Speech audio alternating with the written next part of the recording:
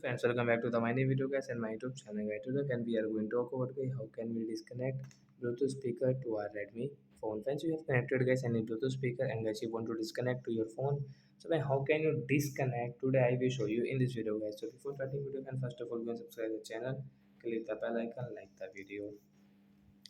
So when we will on our phone setting guys.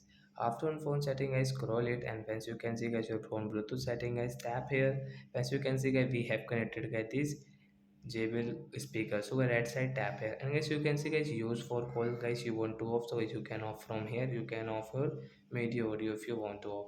So let's click on unpair option to disconnect and guys we will off our phone Bluetooth setting. So a Bluetooth speaker will disconnect to your Redmi phone. So guys you cannot use. So that's it guys. Thanks for watching the video. Bye guys.